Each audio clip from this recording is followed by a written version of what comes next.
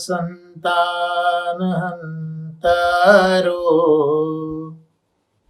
यत्पादाम्बुजरेणव श्रियानान्तान् निजाचार्यान् प्रणमामि मुहुर्मुहुः। यदनुग्रहतो जन्तुः सर्वदुःखातिगो भवेत् तमहं सर्वदा वन्दे श्रीमद्वल्लभनन्दनं सुलभ्य हृदि सर्वेषं श्रीगोपीजनवल्लभम् गुणगानं मुदा कुर्वे तस्य तुष्टै स्वभावतः वन्दे नन्दव्रजस्त्रीणां पादरेणुमभीक्ष्णशः यासां हरिकथोद्गीतं पुनाति ભુવનત્રયમ। આજે શ્રી ભાગવતાર્થ પ્રકરણના સત્સંગમાં 48મી કારિકા છે તેના અંતર્ગત શ્રી મહાપ્રભુજીની કૃપાથી શૌનકાદિ ઋષિઓએ બીજો પ્રશ્ન જે પૂછ્યો છે શાસ્ત્રોના સાર વિશે તેનું અવગાહન આપણે કરીશું। પ્રથમ સ્કંદમાં પ્રથમ અધ્યાયમાં 6 પ્રશ્ન પૂછ્યા। એમાં પહેલો પ્રશ્ન સૌને સમાન જે શ્રેય છે, આત્મકલ્યાણ છે તે કહો। એના માટે તો જે કર્મ ધર્મ એનો રસ્તો સૂતજીએ બતાવ્યો, એટલે મહાપ્રભુજીએ સમજાવ્યું કે આ કર્મ ધર્મ યજ્ઞ એ 5 પ્રકારના છે। એટલે પહેલા પ્રશ્નનો જે જવાબ સૂતજીએ આપ્યો એ પ્રથમ સ્કંદમાં જે પૂછાયું પહેલા અધ્યાયમાં, એમાં બીજા અધ્યાયની અંદર 5 શ્લોકોમાં 6 થી 10 5 શ્લોકોમાં પહેલા પ્રશ્નનો જવાબ આપ્યો। હવે બીજો પ્રશ્ન જે સર્વશાસ્ત્રનો સાર છે તેની સમજ હવે સૂતજી આપી રહ્યા છે, અને એમાં આપણે એ વસ્તુ જોઈ કે જે આ કલિયુગ છે એ કલિયુગમાં લોકોનું આયુષ્ય ઓછું થયું છે, લોકોને સાધન કરવાની રુચિ અને પ્રવૃત્તિ નથી, આળસુ બધા થયા છે, એમના ભાગ્ય પણ મંદ છે, સમજ થોડી છે, જુદા જુદા વિઘ્નોથી ઘેરાયેલા છે। હવે એવા જીવો માટે શાસ્ત્રો તો ઘણા છે, અને આ બધા શાસ્ત્રો એક નિશ્ચિત સાધન તો બતાવતા નથી, અનેક પ્રકારના કર્મોનું સાધનોનું વર્ણન કરે છે। તો આ શાસ્ત્રો જેટલા વિશાળ છે કે એનો એક અંશ પણ સાંભળવો બહુ જ કઠણ છે, એટલે અમને સાર કાઢીને કહો। આ બીજો પ્રશ્ન આ રીતે પૂછ્યો છે। તો એના જવાબમાં 12 શ્લોકો, કારણ કે પ્રભુ એ 12 અંગવાળા છે, કારણ કે દરેક શાસ્ત્ર મૂળ તો પ્રભુને જ સમજાવે છે। બધા જ વેદોથી હું જ જાણવા યોગ્ય છું, અને પ્રભુ પ્રાપ્ત થાય તો જ આત્માનું કલ્યાણ થાય, શ્રેય થાય. એટલે અહીંયા હવે પ્રભુ 12 અંગવાળા છે, એટલે 12 શ્લોકોમાં જવાબ બીજા પ્રશ્નનો આપવાની સૂતજીએ શરૂઆત કરી, જે મહાપ્રભુજી આપણને આ રીતે સમજાવે છે. એમાં સૌથી પહેલા તો જે અખંડ અદ્વૈત સચ્ચિદાનંદ સ્વરૂપ છે એ જ તત્વ છે, ઓળખ આપી કે સચ્ચિદાનંદ સ્વરૂપ જે જ્ઞાન છે એ જે તત્વ છે એની ઓળખ કોક એને બ્રહ્મ તરીકે વેદમાં કહે, કોઈક ગીતામાં પરમાત્મા કહે અને ભાગવતમાં ભગવાન કહે. ટૂંકમાં વિશ્વમાં, સમગ્ર વિશ્વમાં વિલસતું તત્વ એક જ છે. અને શ્રી મહાપ્રભુનું વેદાંત એ સમજાવે છે કે આ જગતમાં 3 જ પદાર્થ છે, ચોથો કોઈ પદાર્થ નથી. કયા કયા 3 પદાર્થ? શાસ્ત્રીજીએ બહુ સુંદર એમને કથામાં સમજાવ્યું છે કે એક તો જડ,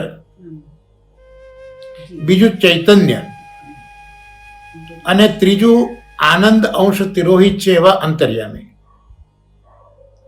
આ જડ જગત જે છે એ સદંશમાંથી થયું, પણ સદંશમાંથી થયું એટલે એમાં ચિદંશ અને આનંદ અંશ તિરોહિત રાખ્યો પ્રભુએ, છે ખરો પણ તિરોહિત.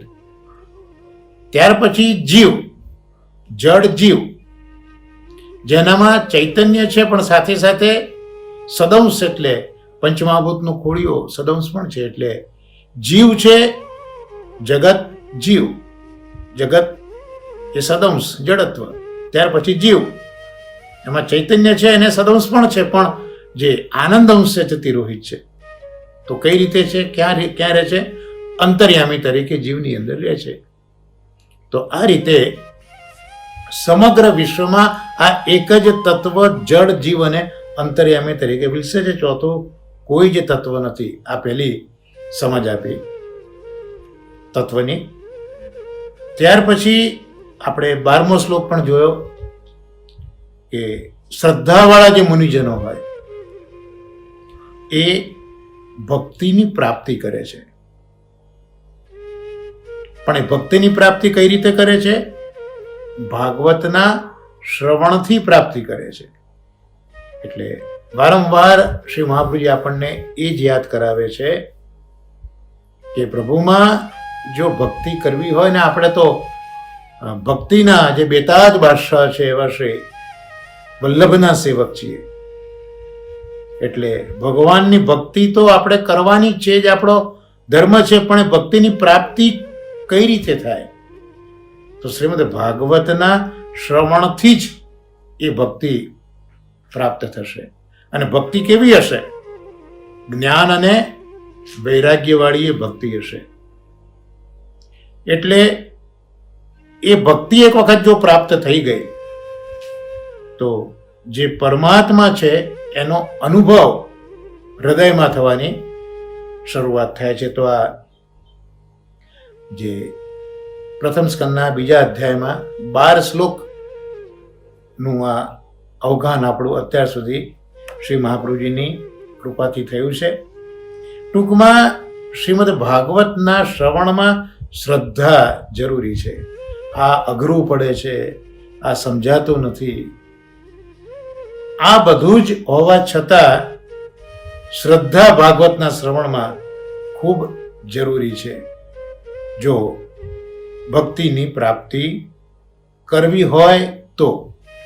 અને શાસ્ત્રીજીના સત્સંગમાં આજ મેં એક વસ્તુ સાંભળી કે મહાપ્રભુજી પોતાના વેદાંતમાં સરસ આજ્ઞા કરે છે કે પ્રભુની પ્રાપ્તિ માટે પ્રેમ સિવાયનું કોઈ જ સાધન નથી. આ શ્રી મહાપ્રભુજી પોતાના વેદાંતમાં બહુ દ્રઢતાથી કહ્યું છે કે ભગવદ પ્રાપ્તિ એ પ્રેમ સિવાય શક્ય જ નથી. અને જીવ છે એમાં પ્રેમનો અંશ જ નથી.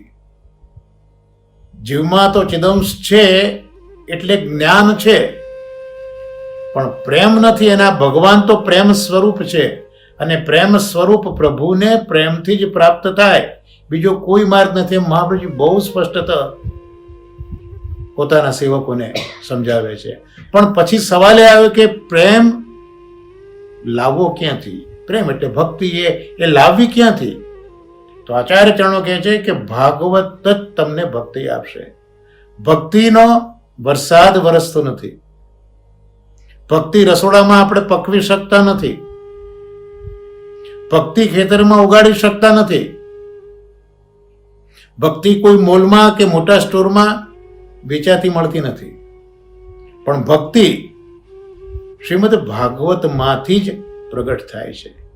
અને જો શ્રી મહાપ્રભુજીએ પોતાના જે અંતરંગ સેવકો હતા, રોજ શ્રી મહાપ્રભુજીનો ભાગવત કીર્તનનો એક ક્રમ રહેતો, એટલે જે આપ શ્રીના સેવકો છે એમનામાં આ શ્રીમદ ભાગવત ધર્મ કેટલો બધો દ્રઢ થઈ ગયો છે એ આપણે એમના જીવન ચરિત્રો જ્યારે જોઈએ છે ત્યારે સમજાય છે કે ભાગવતમાંથી પ્રગટ થયેલો એ ધર્મ, ભગવાનની ભક્તિ કેટલી અદ્ભુત રીતે કરી છે કે મહાપ્રભુની કૃપાથી ઠાકોરજી એમની સાથે વાત કરે છે. શ્રવણ તો મહાપ્રભુજીના આ સત્સંગમાં શાસ્ત્રીજી એક સરસ વાત કરી હતી કે શ્રવણ તો આપણે બધા જ કરીએ છીએ, પણ ખરું શ્રવણ કયું છે? આપણે શ્રવણની વ્યાખ્યા જોઈ કે કોઈ પણ જાતની શંકા વગર આપણે ભગવાનનો નિર્ણય કરીએ જે વાક્યોમાંથી, શબ્દોમાંથી, એ શ્રવણની વ્યાખ્યા છે, બરોબર છે. પણ શ્રેષ્ઠ શ્રવણ કયું છે? પ્રભુ જ્યારે બોલે અને આપણે સાંભળીએ, એનાથી મોટું શ્રવણ એકે નથી. પણ પ્રભુ બોલે ક્યારે? જ્યારે પ્રભુ પ્રસન્ન થાય ત્યારે.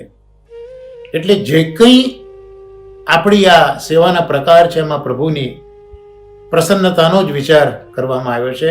તો આ પ્રભુની પ્રસન્નતા પ્રભુમાં પ્રેમથી થાય, અને પ્રભુમાં પ્રેમ ભક્તિથી થાય, અને આ ભક્તિ શ્રીમદ ભાગવતમાંથી થાય.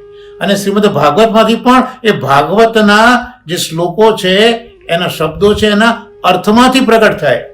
એટલે વારંવાર આ શ્રીમદ ભાગવત અને ભાગવતાર્થનું અધ્યયન શાસ્ત્રીજી આપણને હંમેશા એક રસ્તો ચીંધી રહ્યા છે. એટલે અહીંયા શ્રદ્ધાથી ભક્તિ થઈ, જ્ઞાન વૈરાગ્યવાળી. અને હવે પેલો જે બીજો પ્રશ્ન જે પૂછેલો હતો, સર્વનો સાર કહો, એમાં આગળ હવે પ્રથમ સ્કંદના બીજા અધ્યાયમાં 13મો શ્લોક, આપની પાસે પુસ્તક બિરાજતો હોય તો 84મું પેજ આપ ઓપન કરી શકો છો. એટલે બીજો પ્રશ્ન તો ખ્યાલ આવી ગયો ને કે શાસ્ત્રો ઘણા છે અને અત્યારના જીવ પાસે એવો સમય પણ નથી ને કદાચ એટલી ઊંડી સમજ પણ નથી, અને એક અંશ પણ શાસ્ત્રનો વાંચી શકાય એવું નથી. તો અનેક શાસ્ત્રોનું કઈ રીતે વાંચન શક્ય છે? તો તમે અમને એનો શાસ્ત્રોનો સાર કહો. એ જે બીજો પ્રશ્ન છે એના જવાબને આપતા આપતા સુતીજી આજે હવે પહેલા સ્કંદના બીજા અધ્યાયના 13મા શ્લોક તરફ આપણું ધ્યાન દોરી રહ્યા છે. આવો શ્રી મહાપ્રભુજીની કૃપાથી એને પણ સમજવાનો આપણે પ્રયત્ન કરીએ. ત્યાં એવું કહ્યું છે, અતઃ પુંભીર દ્વિજ શ્રેષ્ઠા વર્ણાશ્રમ વિભાગશ. આપ બધા પણ સાથે બોલો, સંસ્કૃતના શ્લોકો બોલો. આગળ પણ આપણે જોયું હતું કે યાદ શક્તિ વધે છે અને ઠાકોરજીને ગમે આપણે આ શ્લોક બોલીએ છીએ એ પણ એક રીતે તો અનુસરમાં આપણે કીર્તન કરી રહ્યા છે. તો આપણે સાથે બોલીએ, અતઃ પુંભીર દ્વિજ શ્રેષ્ઠા વર્ણાશ્રમ વિભાગશ સ્વનુષ્ઠિ તસ્ય ધર્મસ્ય સંસિદ્ધિર હરિતોષણમ. સુતજી આ મુનિઓને સંબોધી રહ્યા છે કે હે શ્રેષ્ઠ મહર્ષિઓ, દ્વિજ શ્રેષ્ઠ, બ્રાહ્મણોમાં જે શ્રેષ્ઠ છે એવા શું કહે છે કે પોતાના વર્ણાશ્રમ વિભાગશઃ ધર્મસ્ય સ્વનુતિષ્ઠ તસ્ય. એટલે પોતાના વર્ણ અને આશ્રમ અનુસાર મનુષ્યનું જે ધર્મનું અનુષ્ઠાન છે એટલે ટૂંકમાં મનુષ્ય પોતાના વર્ણ અને આશ્રમ અનુસાર ધર્મનું અનુષ્ઠાન કરવું જોઈએ. આ એક વસ્તુ સમજાવી કે દરેક મનુષ્ય પોતાના વર્ણ અને આશ્રમને ધ્યાનમાં રાખીને વર્ણ અને આશ્રમના ધર્મનું અનુષ્ઠાન કરવું જોઈએ. પણ એ અનુષ્ઠાન સિદ્ધ થયું એવી ખબર ક્યારે પડે? એક વસ્તુ તો સમજાઈ ગઈ. શાસ્ત્રો કહે છે કે જીવ માત્રે વર્ણ અને આશ્રમના ધર્મનું પાલન કરવું જોઈએ. પણ એ પાલન કર્યું એ સક્સેસફુલ છે. એ વર્ણાશ્રમ ધર્મનું પાલન સિદ્ધ થઈ ગયું, પૂર્ણ રીતે સિદ્ધ થયું એવી સમજ ક્યારે પડે? તો એનો ટેસ્ટ બતાવ્યો કે જ્યારે ભગવાન પ્રસન્ન થાય ત્યારે માનવું કે આ વર્ણ અને આશ્રમના જે ધર્મો છે એ આપણા હવે પૂર્ણ સિદ્ધ થયા છે. એટલે જ શાસ્ત્રીજી ખૂબ સુંદર અવારનવાર કહે છે કે ભાઈ સેવા કોને કહેવાય, ભક્તિ કરી કોને કહેવાય? આમ તો ઘણી ઘણી વ્યાખ્યાઓ ભક્તિ સેવાની છે, પણ આના અનુસંધાનમાં જોઈએ તો જેનાથી સેવ્ય પ્રસન્ન થાય એનું નામ સેવા. ટૂંકી ને ટચ વ્યાખ્યા કેટલી સરસ રીતે શાસ્ત્રી સમજાવે છે કે જેનાથી પ્રભુ રાજી થાય, પ્રસન્ન થાય, એનું નામ સેવા, એનું નામ ભક્તિ. તો વર્ણ અને આશ્રમના ધર્મનું પાલન તો અહીંયા કરવાનું છે. શ્રી મહાપ્રભુજી પણ આજ્ઞા જ કરે છે. જે વસ્તુ શ્રી ગુસાઈજી મહારાજ, શ્રી હરિરાય ચરણો, શ્રી પુરુષોત્તમજી લેખવાલા એ પોતાની મીમાંસાઓમાં આ વસ્તુ તો પ્રગટ કરે જ છે કે ભલે આપણે મહાપ્રભુજીના સંપ્રદાયમાં આવ્યા છે, પણ વર્ણ અને આશ્રમના ધર્મોનું પાલન આપણે કરવાનું જ છે. બે પ્રકાર કયા છે શ્રી મહાપ્રભુજીએ કે અત્યારના સાધન કક્ષામાં આપણે છીએ, પુષ્ટિ માર્ગમાં છીએ, પણ ત્યાં સાધન અને ફલ બે કક્ષા હોય ને માર્ગની. તો આપણે જે સાધન કક્ષામાં છીએ, તો જ્યાં સુધી સાધન કક્ષા આપણી છે ત્યાં સુધી વર્ણાશ્રમ ધર્મ એ મુખ્ય છે. પણ જે વખતે ફલ દશામાં શ્રી મહાપ્રભુજી પહોંચાડી દે એ વખતે વર્ણાશ્રમ ધર્મ ગૌણ બને છે અને જે આત્મધર્મ છે એ મુખ્ય બને છે. અને આત્મધર્મ એ ભગવદ સેવા. એટલે વર્ણાશ્રમ ધર્મનું પાલન એવી રીતનું કરીએ કે જેનાથી પ્રભુ પોતે પ્રસન્ન થાય. તો અહીંયા આ 13મા શ્લોકની અંદર આ જ વસ્તુ સમજાવી. ફરી જોઈ લઈએ કે વર્ણ આશ્રમના ધર્મોનું પાલન, પણ એ પાલન સિદ્ધ થયું એવી ખબર ક્યારે પડે? પ્રભુ એનાથી પ્રસન્ન થાય ત્યારે. તો આમ વર્ણ અને આશ્રમના ધર્મોનું પાલન પણ છેવટે તો પ્રભુની પ્રસન્નતા માટે છે. ગીતામાં પણ કૃષ્ણ આજ્ઞા કરે છે, ભક્ત્યા મામ અભિજાનાતિ, હું ભક્તિથી જ જણાવું છું. પ્રભુને જાણવા હોય તો પ્રભુ ભક્તિથી જ જણાય. બીજા કોઈ દ્વારા ભક્તિના સિવાય પ્રભુ જાણી શકાતા નથી. એટલે ભક્તિ જ્યારે પ્રાપ્ત થાય ત્યારે જ હૃદયમાં જે પરમાત્મા છે, જેને પરમ તત્વ કહ્યું, એનો અનુભવ થાય છે. એટલે વર્ણ અને આશ્રમના ધર્મનું પાલન કરતા કરતા આપણી જે ભક્તિ થાય એ ભક્તિથી પ્રસન્ન થઈને આપણા હૃદયમાં એનો અનુભવ કરાવે છે. હવે અહીંયા થોડો વિચાર આપણે એ કરીએ કે વર્ણ અને આશ્રમ એ શું છે, વર્ણ આશ્રમના ધર્મો શું છે, એનો થોડો વિચાર કરી જો કે એક વસ્તુ તો બહુ જ સ્પષ્ટ છે કે સાંપ્રત કાળની અંદર બહુ વર્ણ અને આશ્રમનું એટલું બધું જે મહત્વ છે, જે પહેલા હતું એ પ્રાય અત્યારના એટલું બધું મહત્વ આમ સમાજમાં દેખાતું નથી. એ અંગે બહુ વિચાર પણ આપણે કરવાનો નથી. પણ આપણે તો આ શ્લોકના અનુસંધાનમાં જે વર્ણ અને આશ્રમ ધર્મ આવ્યા છે, અને કોણ કરે છે? દ્વિજ શ્રેષ્ઠ. શૌનકાદી ઋષિઓને દ્વિજ શ્રેષ્ઠ કહ્યા. તો પહેલા આપણે આ શબ્દ સમજીએ કે દ્વિજ શ્રેષ્ઠ કેમ કે છે.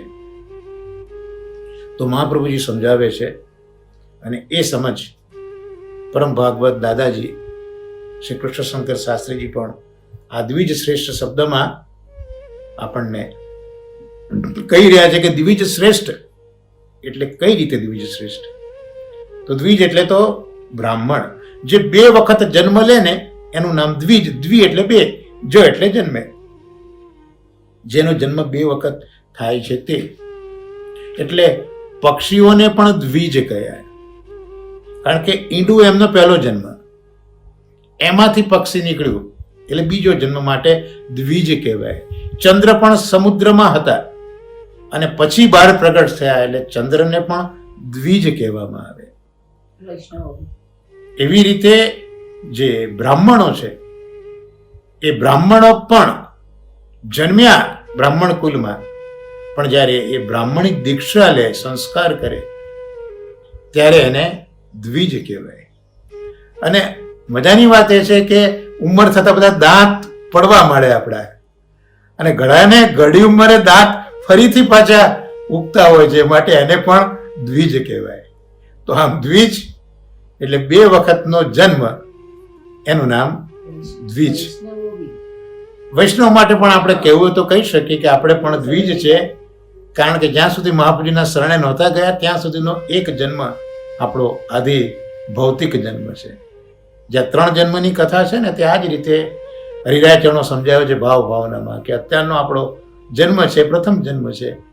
શરણે ગયા મહાપ્રભુજીના વૈષ્ણવી જીવન, આપણું દ્વિજત્વ આપણો આધ્યાત્મિક ધર્મ છે.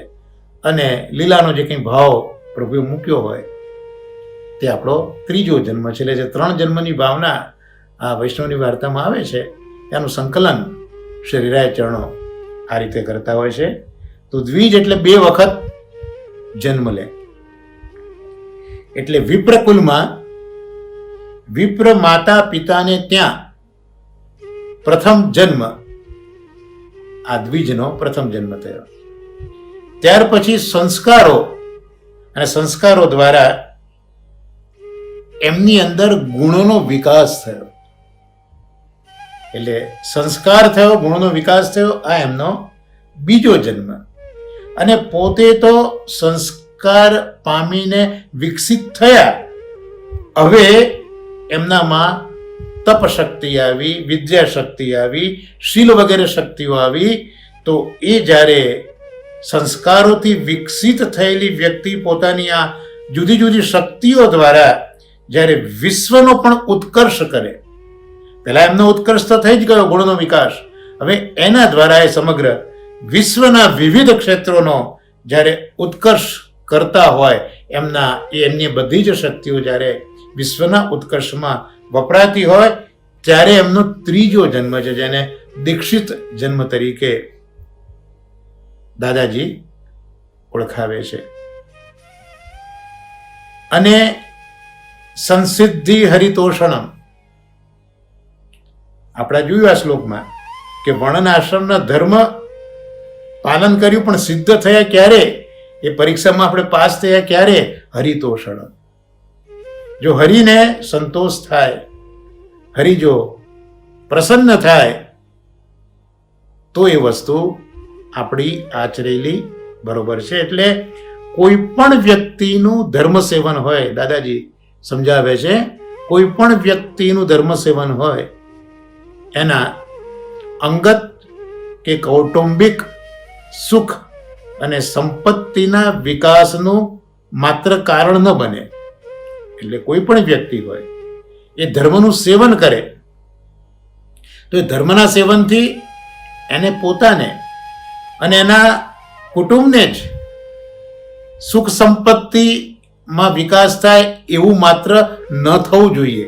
એ પોતે પ્રયત્ન કરે તો ચોક્કસ એને કુટુંબને સુખ સંપત્તિનો વિકાસ કરે સ્વાભાવિક છે, પણ માત્ર એટલું જ નહીં કરવાનું, પણ એનાથી વિશેષ એ જે સુખ સંપત્તિ છે એનાથી વિશ્વની અંદર જ્યારે વિકાસના એ મુખ્ય સાધન બને અને એ જ્યારે વિશ્વના વિકાસમાં આ એમની સુખ અને સંપત્તિ સાધન બને ને ત્યારે ભગવાનને વિશ્વાત્મા કહ્યું. ભગવાન આ સમગ્ર વિશ્વનો આત્મા છે. વિશ્વ એમાંથી પ્રગટ થયું ને પ્રગટ થયા પછી વિશ્વમાં બિરાજે છે. એટલે ભગવાન વિશ્વાત્મા પોતે રાજી રહે.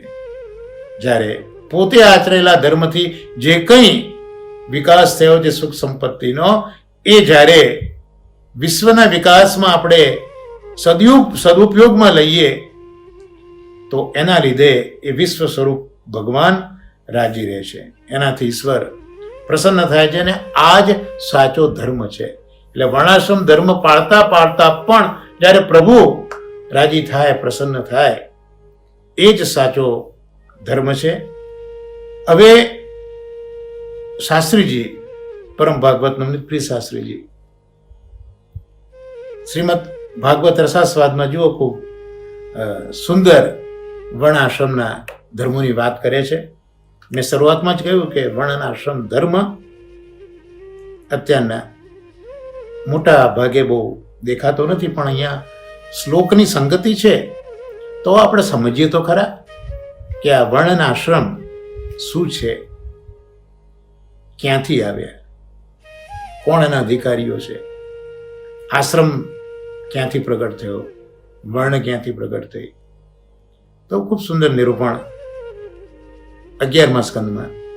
અને નિરૂપણ એટલા માટે કે ઠાકોરજી ઉદ્ધવજીને આ બધું બ્રહ્મ જ્ઞાન આપી રહ્યા છે.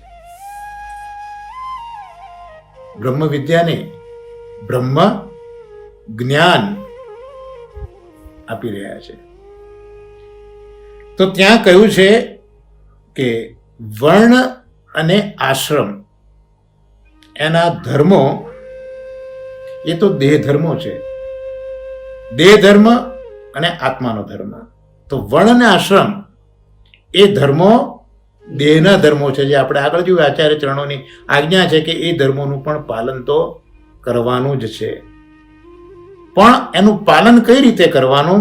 જે બીજો આત્મધર્મ છે એટલે ભાગવત ધર્મ, એટલે ભગવાનની ભક્તિ, એ ભાગવત ધર્મ સાથે વિરોધ ન આવે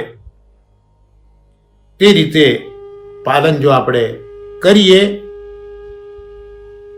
તો એ સાચા અર્થમાં આપણે વર્ણ આશ્રમનો ધર્મ પાળ્યો કહેવાય. અને એ વર્ણ આશ્રમનો ધર્મ પાળતા પાળતા એમાં કોઈ કામના પણ રહેવી ન જોઈએ, આસક્તિ પણ રહેવી ન જોઈએ. યાદ આવે આપણને શ્રી ગુસાઈજીના એક સેવક બ્રાહ્મણ જે બુહારી કરતા હતા અને બુહારી કરતા કરતા બુહારી છૂટી ગઈ, તો જે જનોઈ હતી, જે વર્ણ અને આશ્રમ ધર્મનું પ્રતીક છે બ્રાહ્મણ વર્ણ, તો એનું પ્રતીક, અને ગૃહસ્થાશ્રમ એનું પ્રતીક છે એમની આ જનોઈ. પણ ઠાકોરજીની સેવામાં અવેર થાય, શ્રમ થાય સેવાના પ્રકારમાં, એટલે એ પોતાની જનોઈ કાઢીને પેલી બુહારીને બાંધી અને ગુસાઈજી હસ્યા કે આ ધર્મ સાચો સમજ્યો. તો આમ વર્ણ અને આશ્રમના ધર્મો પણ છેવટે તો કોઈ જાતની કામના વગરના, અને આત્મધર્મ જે ભાગવત ધર્મ, ભગવત સેવા છે એના માટેનો ઉપયોગ છે, અને તો જ હરિ પ્રસન્ન થાય છે. હવે ઉદ્ધવજી પોતે જ ભગવાનમાં ભક્તિ કરાવે તેવા વર્ણ આશ્રમના ધર્મો ઠાકોરજીને પૂછ્યા છે. 11મા સ્કંદમાં 17મો અધ્યાય છે. ત્યાં ઉદ્ધવજીએ ઠાકોરજીને પૂછ્યું છે કે ભગવાનમાં ભક્તિ કરાવે એવા વર્ણાશ્રમના ધર્મ કયા. આપણે અત્યારના આ ભક્તિ અંગે જ સત્સંગમાં આગળ વધી રહ્યા છે ભાગવતાર્થના. એટલે ઉદ્ધવજીએ પૂછ્યું છે કે અહીંયા જે ઋષિઓએ કહ્યું ને કે વર્ણ આશ્રમના ધર્મોનું પાલન, જે સુતજીએ કહ્યું તે, તો એ વર્ણ આશ્રમના ધર્મો પણ કેવા? ભગવાનમાં ભક્તિ કરાવે તેવા. તો વર્ણાશ્રમ ધર્મ કોને કહેવાય? શ્રી મહાપ્રભુજીના સિદ્ધાંત પ્રમાણે શાસ્ત્રીજી લખે છે કે વર્ણાશ્રમ ધર્મ કોને કહેવાય? તો વર્ણાશ્રમ ધર્મથી શું ફાયદો થાય? શા માટે આપણા પૂર્વજોએ વર્ણાશ્રમ ધર્મ મૂક્યા છે? એ વખતે એમની શી ફિલોસોફી હતી, એમની શું સમજ હતી, શું એમનો મકસદ હતો? તો કહે છે કે વર્ણાશ્રમ ધર્મથી સમાજને સુવ્યવસ્થિત રહેતું હોય અને એક અખંડ ભાવયુક્ત આ વર્ણાશ્રમ ધર્મ એ સમાજને સુવ્યવસ્થિત રાખે છે અને એક અને અખંડ ભાવ દરેકનો એનાથી જળવાઈ રહે છે. એનાથી કુટુંબ ક્લેશથી પણ બચે છે. હવે આપણે વિચાર આવે કે કુટુંબ ક્લેશથી કઈ રીતે બચાય? તો જ્યારે આપણે ભણતા હતા, 100 વર્ષનું આયુષ્ય કલ્પ્યું, એમાં જે 25 વર્ષ છે બ્રહ્મચર્યના, 25 વર્ષ ગૃહસ્થના, 25 વર્ષ વાનપ્રસ્થના અને 25 સંન્યસ્તના. તો જે 25 વર્ષમાં આપણે વિદ્યા પ્રાપ્ત કરીને 26મા વર્ષે આપણે ગૃહસ્થાશ્રમમાં પ્રવેશ્યા. તો આપણે ગૃહસ્થાશ્રમમાં પ્રવેશ્યા એ વખતે આપણા જે પિતા અને માતા છે એમની ઉંમર વાનપ્રસ્થાશ્રમની થઈ. એટલે હવે આ છોકરો સક્ષમ થઈને આવ્યો છે તો એને હવે આ ગૃહસ્થ ધર્મ આચરવા દો. ગૃહસ્થ ધર્મથી આપણા માતા પિતા પણ શ્રમિત થયા હોય તો હવે એ પોતે રિલેક્સ થાય અને છોકરો તૈયાર થઈને આવ્યો છે, પોતાના પગ ઉપર ઉભો રહ્યો છે, તો late him do what he can do best. અને પોતે હવે ખસી અને વાનપ્રસ્થમાં તરફ આગળ વધે. તો આવી એક ભાવનાથી શું કુટુંબના ક્લેશમાંથી બચી જવાતું હોય છે અને યોગ્ય રીતે આજીવિકા પણ એનાથી મળી રહેતી હોય છે. સૌને સુખ અને શાંતિ એનાથી પ્રાપ્ત થાય, કલ્યાણ કરે અને પ્રભુમાં પ્રીતિ કરે. તો આ 6 હેતુથી આપણા પૂર્વજોએ વર્ણાશ્રમ ધર્મ જે છે એ વર્ણાશ્રમ ધર્મ પ્રગટ કર્યો છે. અને એમાં જે 4 વર્ણ, તો બ્રાહ્મણ, ક્ષત્રિય, વૈશ્ય અને શૂદ્ર, તો પ્રભુએ પોતાના મુખમાંથી વિપ્ર એમને પ્રગટ કર્યા છે. જે પોતાના બાહુ છે એમાંથી ક્ષત્રિયને પ્રગટ કર્યા છે, પોતાનું ઉરુ એમાંથી વૈશ્યને પ્રગટ કર્યા છે અને પોતાના ચરણ એમાંથી શૂદ્રને ઉત્પન્ન કર્યા છે. આ 4 વર્ણ થઈ, બ્રાહ્મણ, ક્ષત્રિય, વૈશ્ય અને શૂદ્ર. અને હવે 4 આશ્રમો, તો 4 આશ્રમો પણ પ્રભુના અંગમાંથી જ પ્રભુએ પ્રગટ કર્યા છે. તો જે 4 આશ્રમો છે એ 4 આશ્રમો પણ પ્રભુના અંગમાંથી પ્રગટ થયા. જેમ કે ગૃહસ્થાશ્રમ, તો ગૃહસ્થાશ્રમ પ્રભુના જગનમાંથી, જંગામાંથી પ્રગટ થયો છે. હૃદયમાંથી બ્રહ્મચર્ય આશ્રમ પ્રગટ થયો છે. વક્ષસ્થળમાંથી વાનપ્રસ્થાશ્રમ પ્રગટ થયો છે અને શીશમાંથી સંન્યસ્ત આશ્રમ પ્રગટ થયો છે. આમ સર્વ વર્ણ અને સર્વ આશ્રમ એનો આશ્રય જો કોઈ હોય તો એ ભગવાન જ છે.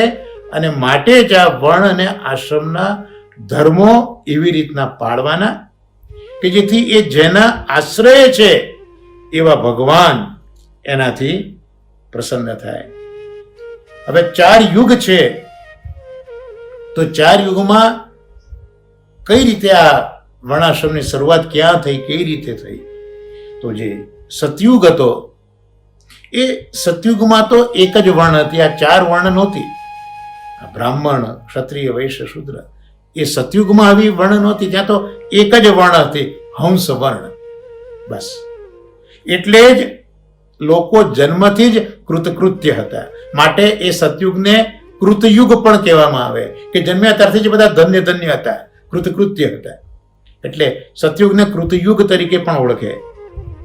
એ વખતે સતયુગમાં જો વેદ જે બિરાજતા હતા એ વેદ પ્રણવ રૂપે હતા. એટલે જે આપણે ગાયત્રીનું મૂળ જે છે એ વેદ બધા પ્રણવ, ઓમ જે આપણે કહીએ છીએ ઓમ પ્રણવ, એ વેદ બધા પ્રણવ રૂપે હતા. અને જે ધર્મ હતો એ ભગવત સ્વરૂપ જ હતો, પણ વૃષધારી જે વૃષભ છે આપણા શાસ્ત્રોમાં એ ધર્મનું પ્રતીક છે.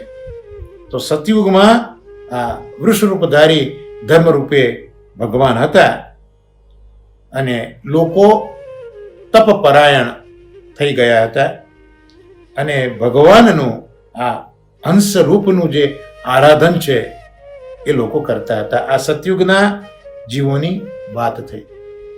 હવે ત્રેતા યુગના આરંભમાં જ જે પેલો પ્રણવ હતો તે પ્રભુના હૃદયમાંથી નિશ્વાસ રૂપે વેદ ત્રયી પ્રગટ થઈ અને એ વેદ ત્રયી જ્યારે પ્રગટ થઈ એટલે વેદોની અંદર તો યજ્ઞની વાત છે, એટલે પ્રભુ એ વખતે યજ્ઞ રૂપ થયા અને એ યજ્ઞ રૂપ જે પ્રભુ થયા વિરાટ સ્વરૂપ, એમના મુખમાંથી પછી વિપ્ર બન્યા, બાહુમાંથી ક્ષત્રિય બન્યા, ઉરુથી વૈશ્ય બન્યા અને ચરણમાંથી શૂદ્ર બન્યા.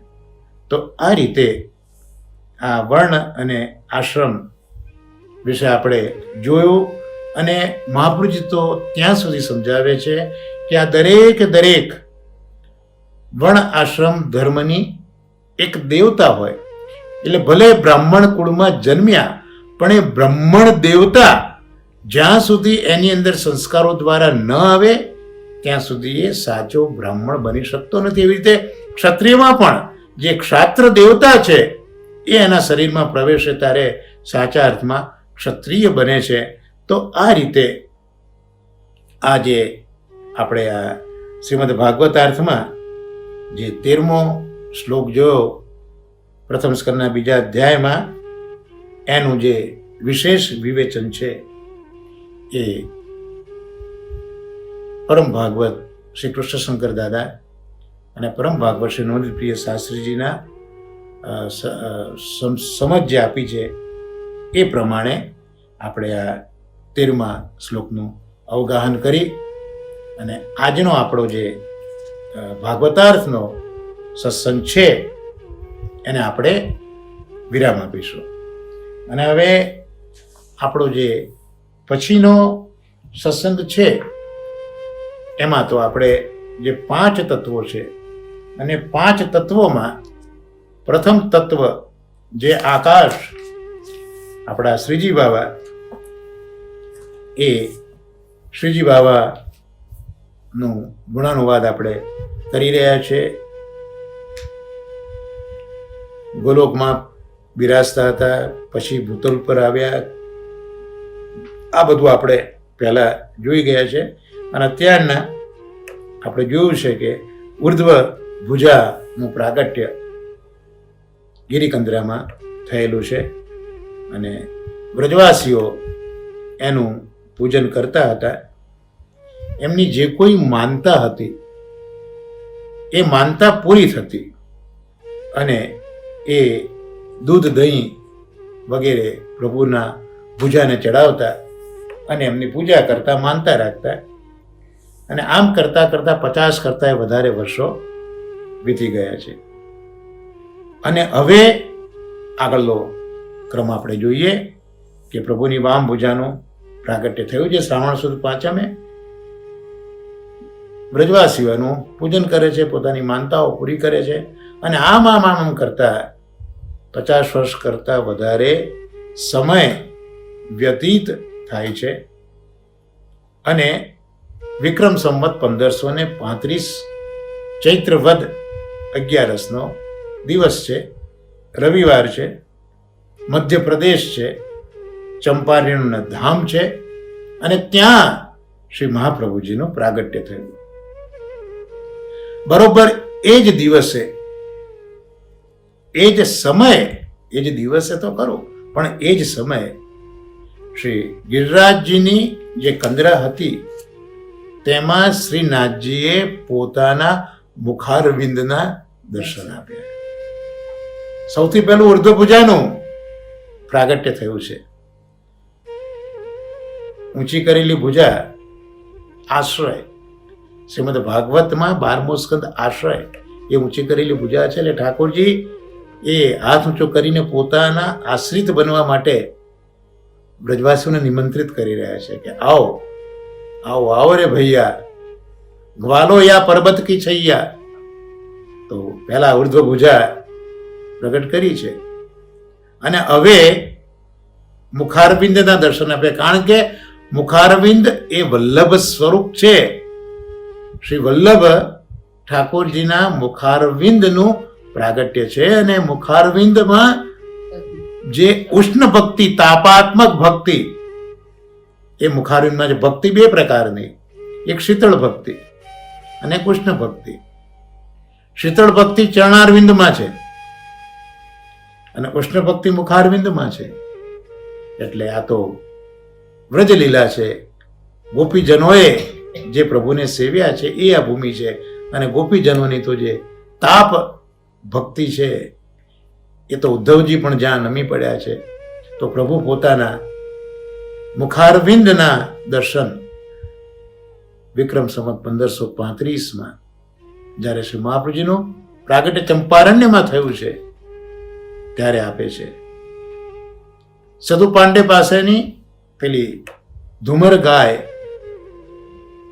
એ રોજ સવાર સાંજ શ્રીનાથજીના મુખારવિંદમાં દૂધ સ્રવ્ય આવતી હતી અને શ્રીનાથજી તે દૂધ આરોગતા હતા. આવો ક્રમ મુખારવિંદના પ્રાગટ્ય પછી પણ, આવો ક્રમ 6 મહિના ચાલ્યો તો પણ કોઈને જાણ નથી. ઉર્ધ્વ ભુજાનું પણ પ્રાગટ્ય થયું તેના અમુક દિવસ પછી જ પેલી ગાય ઓછું દૂધ આપતી હતી અને બધાને જ્ઞાન થયેલું હતું. એવી રીતે અહીંયા પણ મુખારવિંદના પ્રાગટ્ય પછી આ ધુમર ગાયને તો ખબર હતી જ, કારણ કે નંદ બાવાના વંશની હતી. એટલે તો જેને દૂધ સ્રવ્ય આવતી હતી, પ્રભુની સેવા કરી આવતી હતી. પણ આવો ક્રમ 6 મહિના સુધી ચાલ્યો. બ્રજવાસીઓને આ જાણ પ્રભુએ નથી કરી. એક દિવસ આ ધુમર ગાય કંઈક મોડી આવી હશે, સમય થઈ ગયો, બધી ગાયો પાછી ફરી, પણ આ ધુમર ગાય પાછી ન આવી. એટલે સદુ પાંડે તો એ ધુમર ગાયને શોધવા માટે નીકળ્યા.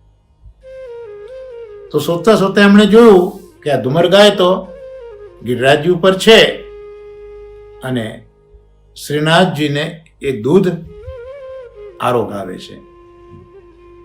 આ જોઈને સદુ પાંડેને ખૂબ આનંદ થયો. સદુ પાંડેને સૌ પ્રથમ આ પ્રસંગે શ્રીનાથજીના અલૌકિક દર્શન થયા. તો આ શ્રીનાથજીના અલૌકિક દર્શન મુખારવિંદના પ્રાગટ્ય પછી 6 મહિનાનો ક્રમ ચાલ્યા પછી સૌથી પહેલા દર્શન સદુ પાંડેજીને ઠાકોરજીએ કરાવ્યા છે. અને શ્રીનાથજી સદુ પાંડેને આજ્ઞા કરે છે કે મારું નામ દેવદમન છે, મારા બીજા પણ 2 નામ છે, એક નાગદમન અને બીજું ઇન્દ્રદમન. દેવદમન એટલા માટે મહાનુભાવ સમજાવે છે કે ઠાકોરજીએ દરેકે દરેક દેવતાઓનું દમન કર્યું છે, દરેકે દરેક દેવતાઓને પરાસ્ત કર્યા છે. ચાહે એ વાયુની દેવતા હોય કે ચાહે પછી એ કામદેવ હોય, તો એ બધા જ દેવો, કુબેર, આ બધા જ દેવોને ઠાકોરજીએ પરાસ્ત કર્યા છે. ત્યાં સુધી કે શંકર જેવા શંકર પણ દેવ, મહાદેવ, એ મોહિનીના પ્રસંગમાં ઠાકોરજીએ એમનું પણ દમન કર્યું છે. બ્રહ્માજીનું પણ જે વત્સહરણ લીલા છે તો એમાં બ્રહ્માજીનું પણ દમન કર્યું છે. તો અહીંયા જે બધા દેવો છે એ દેવોનું દમન ઠાકોરજીએ કર્યું માટે દેવ દમન. નાગ દમન તો કાલી અને નાથ્યો માટે નાગ દમન. અને નાગનો બીજો અર્થ થાય હાથી. તો મથુરામાં જે કંસે યુદ્ધ માટેની જે એક ભૂમિકા તૈયાર કરી હતી, ત્યાં કૃષ્ણને મારવા માટે કુવલયા પીડ હાથીને મૂકેલો દ્વાર ઉપર. તો ઠાકોરજી આ કુવલયા પીડ હાથીને મારેલો. તો હાથી માટે આ શબ્દ સંસ્કૃતમાં નાગ પણ છે. એટલે આ રીતે પેલા નાગને નાથ્યો, નાગ કે નાથન હાર બિરુદતી હાર. તો એક કાલિયાને નાથ્યો માટે નાગ દમન, અને આ કુવલયા પીડ હાથીને માર્યો નાથ્યો માટે પણ એ નાગ દમન. અને ઇન્દ્ર દમન, તો ઇન્દ્ર દમન તો આપણે જાણીએ જ છીએ. આખી જે અન્નકૂટનો પ્રસંગ છે ત્યાં ઇન્દ્રયાગ બંધ કરાવીને ગોવર્ધન યાગ શરૂ કર્યો. એટલે ઇન્દ્રનું તો દમન કર્યું છે. એ પ્રસંગ તો ઇન્દ્ર દમનનો ખરો જ. અને બીજો ઇન્દ્ર દમનનો પ્રસંગ,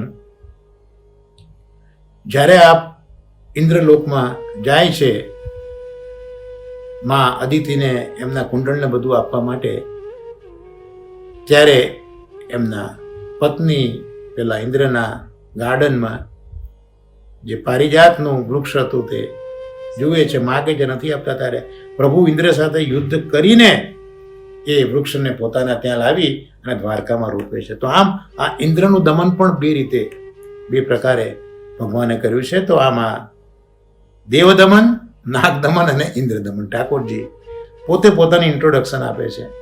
અને કોકની ઇન્ટ્રોડક્શન આપે એના કરતાં પ્રભુ પોતે ઇન્ટ્રોડક્શન આપે ને એ વધારે ઇફેક્ટિવ હોય. જેમ ઠાકોરજીને આપણે અનેક નામે ઓળખીએ છીએ, 1000 નામ પ્રભુના, પણ જ્યારે મહાપ્રભુએ આસુર વ્યામો લીલા કરી ત્યારે પ્રભુએ પોતાની ઓળખ એમને ગમતા નામથી આપી. કયું નામ? મયી ચેદસ્તિ વિશ્વાસ શ્રી ગોપીજન વલ્લભે. ઠાકોરજી ત્યાં પોતાની જાતનું ગૌરવ ગોપીજન વલ્લભ તરીકે પ્રગટ કરે છે કે દુનિયા મને જે નામથી ઓળખતી હોય તે, પણ હું તો મારી જાતને ગોપીજન વલ્લભ તરીકે ઓળખાવું છું. આમ ગોપીજનનું કેટલું બધું મહાત્મ્ય ઠાકોરજી આ હનુમાન ઘાટ ઉપર પ્રગટ કર્યું છે. એટલે જ્યારે વ્યક્તિ પોતાની ઓળખ આપે ત્યારે એના સાચા સ્વરૂપનો આપણને ખ્યાલ આવે. તો અહીંયા એ ગિરિરાજજીમાં, ગોવર્ધનમાં પ્રગટ થયેલા પ્રભુએ પોતાની ઓળખ આપી દીધી કે હું તો એ જ છું કે જેણે દેવતાઓનું દમન કર્યું છે, જેણે નાગનું દમન કર્યું છે અને જેણે ઇન્દ્રનું દમન કર્યું છે. અને હું તો હંમેશા અહીંયા ગોવર્ધન પર્વતમાં જ હું તો રહું છું. અને નિત્ય તારી આ જે ગાય છે ને ઘુમર, એનું હું તો દૂધ પીવું છું. એટલે હવેથી તું દરરોજ સવાર સાંજ તારી આ ગાયનું બધું જ દૂધ દોઈને મને આરોગાવજે. આ સદુ પાંડેને સેવા સોંપી દીધી ઠાકોરજીએ.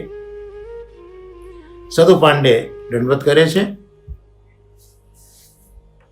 કહ્યું કે જેવી આપની આજ્ઞા પ્રભુ. સદુ પાંડે ઘેર જાય છે. સદુ પાંડેની પત્ની છે ભવાની અને દીકરી છે નરો. એને જેને વાત કરે છે કે આવી રીતે પ્રભુ ગિરિરાજમાં બિરાજીને પ્રગટ થયા છે, મુખારવિંદ છે, દેવ દમન, ઇન્દ્ર દમન, નાગ દમન એમની ઓળખ આપે છે અને રોજ દૂધ પીવડાઈ જવાની આજ્ઞા કરી છે. એટલે તે દિવસથી રોજ ભવાની અને નરો એ સવાર સાંજ શ્રીનાથજીને આ ધુમર ગાય છે એ ધુમર ગાયનું દૂધ આરોગાવા માટે જતા હતા. આ પછી એક નિત્ય ક્રમ થઈ ગયો ભવાની અને નરોનો. થોડા સમય આવું ચાલ્યું તો ધુમર ગાય વસુકી ગઈ. ધુમર ગાય વસુકી ગઈ એટલે સદુ પાંડે એ ધુમર ગાયનું દૂધ દોઈ ન શક્યા. એટલે બીજી જે ગાયો એમની પાસે હતી એ ગાયોને દોઈને, જાતે દોઈને એ દૂધ આરોગાવા માટે લઈ ગયા. ત્યારે શ્રીનાથજી આજ્ઞા કરી કે હું તો શ્રી નંદરાયજીની ગાયના વંશની ગાયનું જ દૂધ આરોગાવીશ. આટલી બધી પ્રીતિ નંદના વ્રજમાં, નંદની ગાયોમાં પ્રભુને છે. એટલે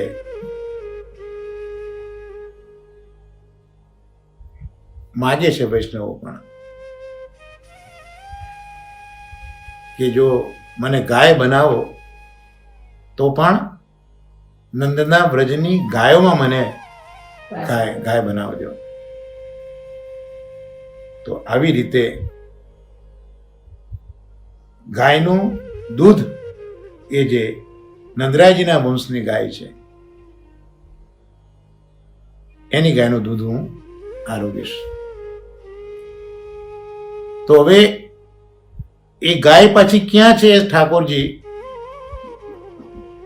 કે છે સદુ પાંડેને કે આવી બીજી એક ગાય છે તારા વ્રજમાં, તું ચિંતા ન કરતો.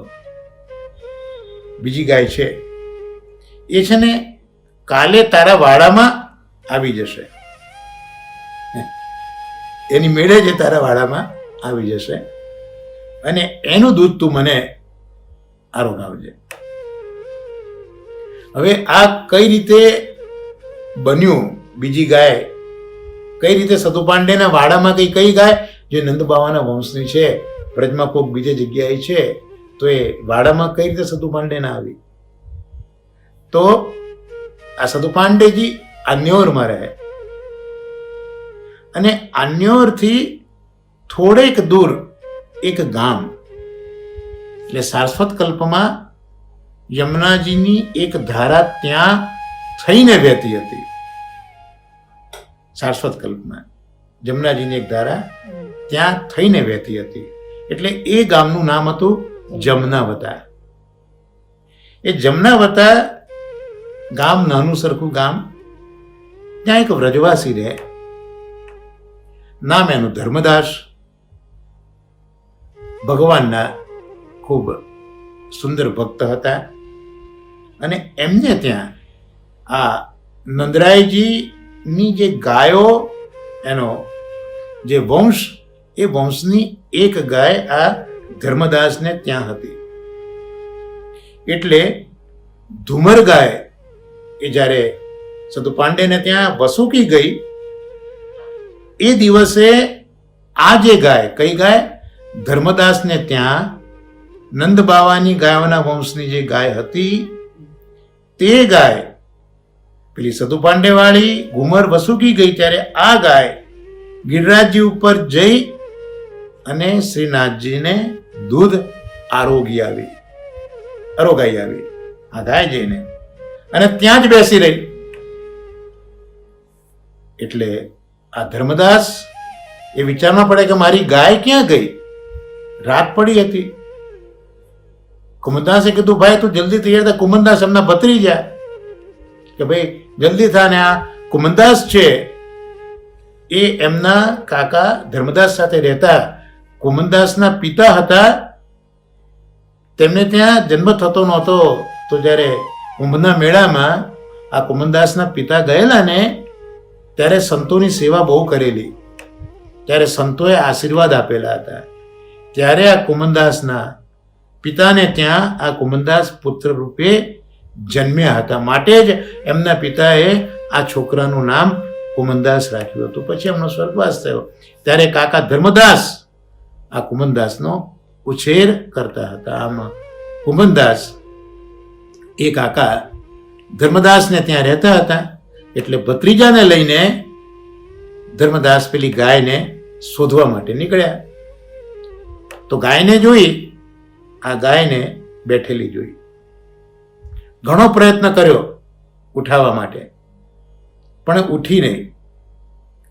એ વખતે શ્રીનાથજીએ ધર્મદાસને આજ્ઞા કરી કે આ ગાય એ તો અમારા કુળની છે, આ ગાય અમારા કુળની છે, તેનું દૂધ મારે આરોગવું છે.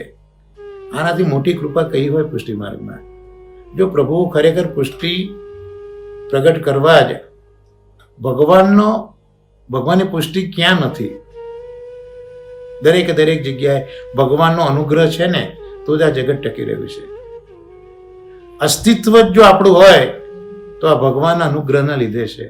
એ જ મોટામાં મોટી પુષ્ટિ છે. ચાહે એ પ્રવાહી જીવ હોય, મર્યાદા જીવ હોય કે પુષ્ટિ જીવ હોય, પણ એનું જે અસ્તિત્વ માત્ર છે, પદાર્થ માત્રનું જો અસ્તિત્વ હોય આ જગતમાં, તો એ ભગવાનના અનુગ્રહ પુષ્ટિની દેણ છે. દરેક જગ્યાએ પ્રભુનું આ અનુગ્રહ એ તો વિલસે જ છે. એક નજર જોઈએ એને શોધવાની.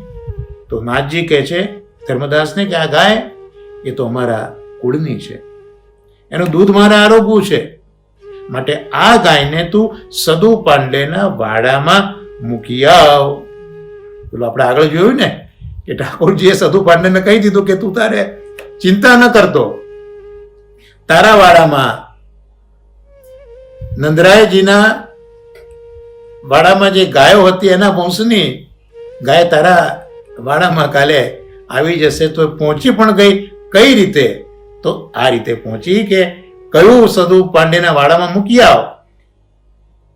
એટલે એ પેલા ભાઈ મૂકવા માટે ગયા. તે જ રાતે સદુ પાંડેના વાડામાં એ ગાયને મૂકી આવ્યા. જતા હતા કાકા દીકરો પાછા ત્યાં ઠાકોરજીએ બૂમ પાડી કરે, કુંભના તારે પણ એક કામ કરવાનું. શું કામ પ્રભુ કરવાનું? તો રોજ તારે મારી સાથે રમવા આવવું પડશે. બસ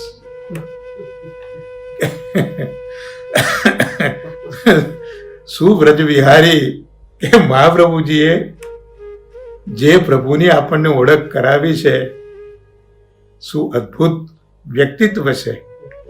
હજી તો મહાપ્રભુજી પધાર્યા નથી, કુમનદાસને સેવક કર્યા નથી, પણ જીવ ને જો આ જગદીશ નહીં ઓળખે તો કોણ ઓળખશે? એટલે કુમનદાસને કહી દીધું કે તું તારે આવજે ભાઈ, હું રોજ ખેલવા જાઉં છું અને તારે મારી સાથે અહીંયા ખેલવા માટે આવો.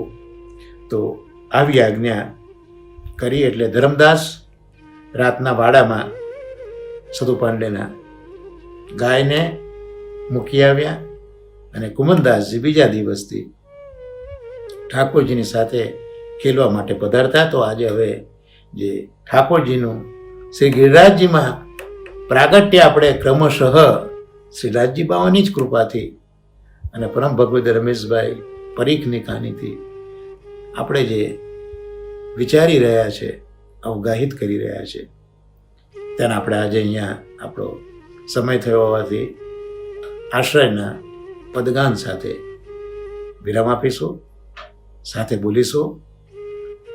દ્રઢઈન ચરણન કેરો ભરોસો, દ્રઢઈન ચરણન કેરો, શ્રી વલ્લભનખ ચંદ્ર છટાબીન સબ જુગ માજ અંધેરો ભરોસો, દ્રઢઈન ચરણન केरो साधन और नहीं अकल में जासू हो ये निवेरो, सूर कहा कहे दुविधा धरो बिना मोल को चेरो भरोसो, दृढ़इन चरणन केरो, दृढ़इन चरणन केरो भरोसो, दृढ़इन चरणन केरो, चरणन केरो, चरणन केरो। श्री गोवर्धन नाथ की जय, श्री श्याम सुंदर यमुने महारानी की जय, श्री आचार्य जी श्री